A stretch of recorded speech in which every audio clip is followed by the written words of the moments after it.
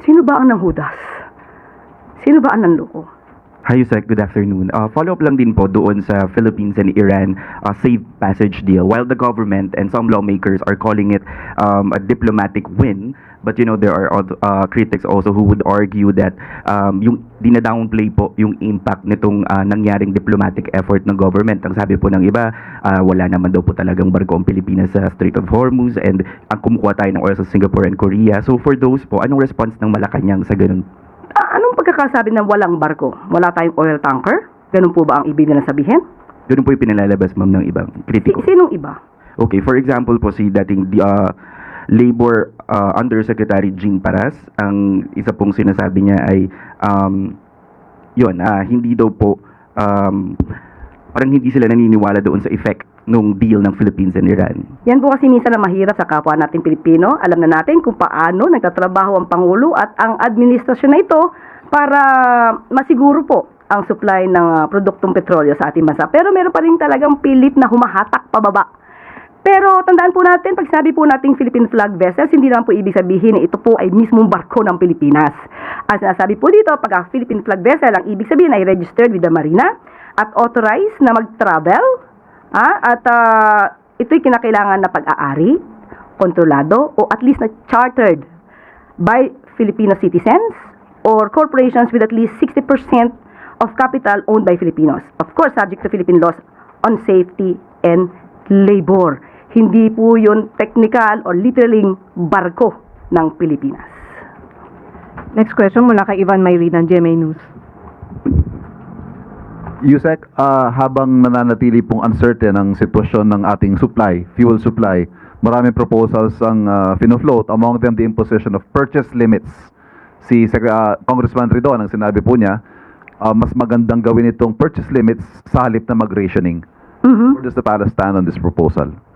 Yan pong suggestion, sabi po natin, lahat po ng suggestion ay maaari pong ikonsidera ng administrasyon. Pero yung sinasabi po niya na si Congressman Ridon, mamaya po ay itatalakay natin yan with Secretary Sharon Garin. Yusek, may scheduled attendance si Pangulong Marcos kanina sa isang event with returning OFWs but he skipped the event. Is the President well? Kumusta po siya? Definitely. Mamaya po ay magkakaroon po siya, naunahan mo na ako, may bibigay pa naman akong good news, magkakaroon po mamaya ng oath-taking with the vice mayors. So, meron po siyang event. So, there's no truth to talks about the President being ill? Kanino po ba galing? May mga social media posts po raising questions about the President's health. Tayo naman po ay mainstream media. Siguro mas mangingibabaw dapat ang mainstream media kaysa sa mga SOCMED na walang basihan. So, wag po tayo masyado maniwala. Ang dami-dami pong fake news. Pati po ako ay binibiktima ng fake news. Which is precisely why I'm asking, ma'am, kung ano po yung state of health ng Pangulo. Maayos po siya. Mamaya po, maaari niyo po siguro malaman at baka kayo ay maimbitahan sa oath-taking mamaya po. Thank you. Yusek, follow-up lang din po doon sa ICI report because Senator Amy Marcos is calling for the full release of the ICI final report. Sabi niya po, full transparency is the only way for the ICI and maybe this administration to redeem themselves in the dismal handling of the flood control mess. To sum it up, sabi niya po, nag-imbestiga, nasaan ang report na April Fools na nahudas pa. So will Malacanang support full disclosure po of the final report? Sino ba ang nanghudas? Sino ba ang nanloko? Sana po, kung ang isang tao ay talagang laban sa korupsyon, sana consistent sa pagbatikos dito at pagpuna, hindi lamang sa panahon ni Pangulong Marcos Jr., kundi nakaraang administrasyon. Babalik natin sa kanila yan, ang ghost projects as early as 2020, na walang nangyaring malawakang pag-iimbestiga. Ang tanong natin, nag-ingay ba sila? Hindi ba ang Pangulong Marcos lamang? 2025, ang siyang nag-utos na imbestigahan ang kalat na ito na mukhang namana pa noong nakaraang administrasyon. At tandaan natin, sinasaad din po sa Executive Order 94 na ang ICI ay dapat na magbigay ng kanilang accomplishment report. At sa ating pagkakaalam ay nagbigay naman sila ng accomplishment report. Ito po. So, siguro mas maganda kung makikita nila itong accomplishment report na ito para masabi naman nilang may report ang ICI. Pero kung ang detalye patungkol po dito, ito po ay nasa DOJ at nasa Ombudsman. At talagang naibigay sa mga investigating bodies na mag-iimbestiga patungkol dito. So tama pong sabihin, ma'am, na the Ombudsman and the DOJ will decide kung ano po yung pwede nilang i-share sa public based on the final report of the Opo, depende na po sa kanila yan. So, respeto po sa kanila, dahil sa kanila po yun. But President Marcos will order po ba? Hindi po. Unang-una po, ang ombudsman po ay independent body. Follow-up question mula kay Ivan. Ang DOJ, ibibigay po natin sa authority, no? I'm not saying na ibibigay ng authority, pero nasa sa discretion na po yan ng DOJ kung ano ang kanilang ibibigay na report na ibinigay sa kanila ng ICI. Ayun nga po yung itatanong ko sana. To reiterate Tristan's question, will the President endorse the full disclosure of the ICI report, DOJ being under the executive? Nasa DOJ na po yan. Nasa discretion po nila yan. Okay. Ma'am, sorry, last. Balikan ko lang po yung tungkol sa Iran and the Philippines agreement to allow safe passage sa Strait of Hormuz. Ma'am, how exactly will that improve the supply situation of petroleum in the country? Kasi po parang, like Tristan said, it's a diplomatic win. Yes, I think we can all agree on that. But the bottom line is, ang concern po ng tao, una, presyo. Kung hindi pa po ma-improve ang presyo, how exactly will that improve supply? Una-una po, nagiging problema ang hindi pag-allow na makaraan sa Strait of Hormuz. At yan po, kapag hindi po nadaanan, alam po natin na mahirapan tayo makakuha ng supply. So, kung tayo po ay nabigyan na ng pagkakataon na makadaan ng walang restriction at walang pagpigil, alam natin ang epekto nito. Mas madali, mas mabilis na makakakuha ng supply ng petrolyo. Ma'am, how exactly does that work? May ano ho ba? Parang may toll plaza? May toll gate ba? Oh, may Pilipino ba dyan? Pilipinas ba papunta yan? Paraanin. How does that work? So definitely, bago lumabas yan, kasi meron nga tayong Terran and Marina authorities, makikipag-ugnayan po yan para malaman nila kung ano yung Philippine flag vessel na dadaan. Do we have numbers kung sa ngayon po 50 days ang supply ng fuel natin meron ho ba tayong datos kung ilang araw ang pwedeng idagdag ng agreement na ito sa supply situation ng bansa? Ulitin natin, mamaya pong alauna, makakasama po natin si Secretary Sharon Garin para sa mas detalyeng report patungkol po dyan. Salamat po. Huling tanong mula kay Marisol Alili, TV5. Ma'am, quick follow-up lang dun sa ICI. May nabanggit po kasi kanina si Mayor Magalong na may natatanggap pa rin daw po siyang mga information na until now, meron pa rin daw ilang mga personnel ng ICI yung hindi pa rin daw nabibigyan ng sweldo hanggang ngayon. Any comment po? Ang budget po ay matagal na nasa ICI. Hindi na po hawak ng Office of the President kung na mapapasweldo ba o hindi napapasweldo ang mga ICI workers. Nasa kamay na po yan sa pamumuno po ng ICI. So mas maganda po yan, siguro bigyan natin ng konting legal advice. Kung meron po silang hindi na pagkakasunduan, syempre una-una po kausapin muna yung liderato. At kung hindi tumutugon, ayaw man natin gawin to, pero pagka legal na proseso, magbigay ng demand letter. Pero I doubt na hindi makikipag-ugnayan si Justice Reyes patungkol po dyan. Nandyan po sa kanilang budget. Thank you, sir. Sunod na tanong mula kay Katrina Domingo, ABS-CBN. Good afternoon, Undersecretary. As earlier discussed, yung oil excise tax, papataw lang po siya doon sa mga papasok pa lang na supply ng oil.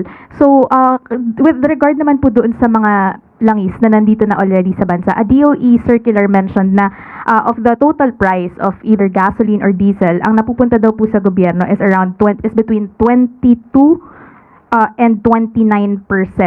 On top of that, may sinisingil pa po na risk cost for these products. How feasible is it for the government to reduce the percentage that it earns from oil products para po mas mabilis and mas diretsyong maramdaman yung pagbaba ng fuel? Okay, masyadong malalim ang tanong ni Ms. Katrina. Kaya, with that, lahat po ng ganyang katanungan ay tinatanong din po mismo natin kay Secretary Sharon Garin. Ayon po kay Secretary Sharon Garin, ang premium cost po, ang nagdidikta po nito ay international traders and suppliers. So, wala pong authority ang government na slash po ito. So, yun po. Ma'am, but as for the taxes, sabi po kasi dun sa DOE circular, for diesel, 22% goes to tax. For gasoline, 29% po ang napupunta sa excise tax, value-added tax, other taxes from the government. How feasible is it for the government na ibaba yung percentage nung kinikita nila from these petroleum products? Take for example, zero or half of these amounts para mas diretso pong maramdaman ng middle class or ng mas mahihirap na Pilipino yung pagbaba? Okay, tandaan po natin, mamaya magkakaroon po ng meeting with Secretary Sharon Garin at ang DBCC po ay magkakaroon din po ng meeting tomorrow with the President. So, tandaan din po natin, ang tax ay lifeblood of the government. So, dapat natin balansihin po lahat. Ma'am, last question from me. Ano pong proyekto or policies or programs or expenditures yung willing scale down ng gobyerno para mas lumiit po yung requirements natin for funding? Okay, muli, hindi po natin agad masasagot yan dahil bukas po magkakaroon po ng meeting ang DBCC, magkakaroon din po ng meeting ang Uplift, at mamaya po makakasama po natin si Secretary Sharon Garin. So most probably by tomorrow, makakapagbigay ako sa inyong mga detalye patungkol po dyan. Sunod na tanong mula kay Eileen Taliping, Abante Tonight.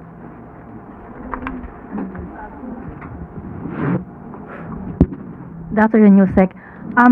Sinabi nyo nung last week, yung mga basic and prime commodities ay hindi tataas ng hanggang April 16. Pero yung pinaka-basic as in basic, yung tulad ng uling, dahil ginagamit na ngayon yan alternate para sa mataas na presyo ng LPG, yung mantikang tingi, at saka yung mineral water fill, nagtaas na din po. Hindi ba ito sakop ng DTI?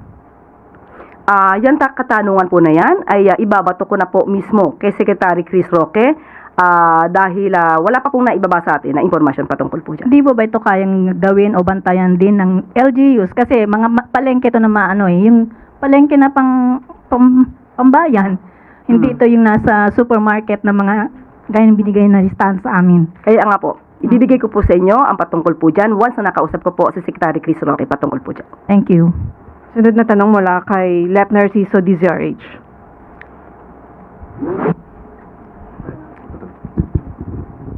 Yusek, ang Senado at ang Kamara kasado ng bumalangkas ng Bayanihan 3 measure katulad ng ipinatupad noong COVID pandemic. Para daw sa agaran at pangmatagalang solusyon dito sa epekto ng patuloy na pagtaas ng presyo ng langis. Sinusuportahan po ba ng Pangulo itong hakbang na ito? Katulad po sinabi natin, kailangan po di makita natin kung ano po yung pinakadetalye ng bill at lahat po na maaari makatulong sa ating mga kababayan, yan naman po ay tutugunan at sasang-ayunan ng ating Pangulo. Pero may mga nangyayari bang konsultasyon halimbawa through PLLO at sa legislative para mas mapabilis or kung may inputs ang executive na dapat maisama doon sa bill? Sa ngayon po ay iniintay lang po natin kung ano ba yung mga version nila kasi mabilisan dapat ito.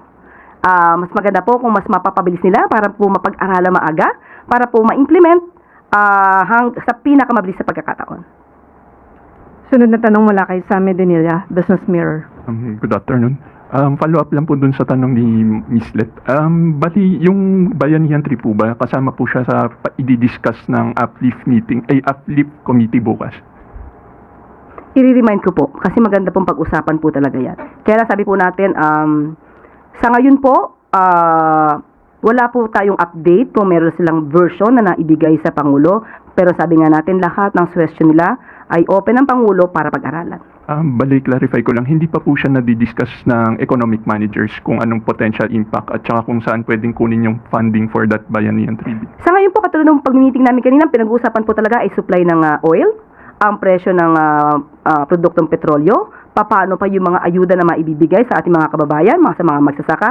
So, dun po sa ngayon, ang tutok ng ating pamahalaan. Last na lang for my part, ma'am. Yung ano po kaya yung pwedeng topic na pag-uusapan ng Uplift Committee tomorrow?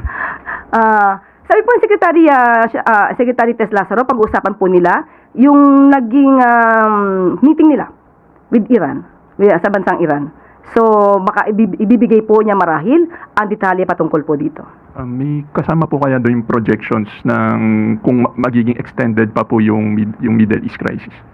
Kung, again? Economic projections, kung ma-extend po yung Middle East crisis. Middle East crisis. Hanggat hindi po natatapos yung gulo sa Middle East, may crisis sa Middle East. So definitely, kung ano pa yung pwedeng gawin para mas ma-lessen ang impact ng oil crisis dito sa Middle East, yan naman po yung pinag-uusapan. Thank you po. Sunod na tanong mula kay Ivy Reyes, Bilyonaryo. Hi, Yusek. Good afternoon po. Yusek, yung mandate po ng ICI said it should prioritize infrastructure projects and flood control projects within the last 10 years. Kasama po ba yun sa final report ng ICI considering na hindi pa po siya public document, hindi pa open po? Mas maganda po siguro kung maitatanong niyo po mismo, nagbibigay tayo respeto sa Ombudsman at saka sa DOJ kung saan po isinimite ang report ng ICI. But since naipasa na po sa OP, nakita po ba ng Pangulo na kasama ito sa report nila? Wala tayong masasabi dahil binibigyan po natin ng respeto ang Ombudsman at ang DOJ. Kung kinakailangan nilang magsalita patungkol po dito, sila na po ang binibigyan ng authority to tell something about that.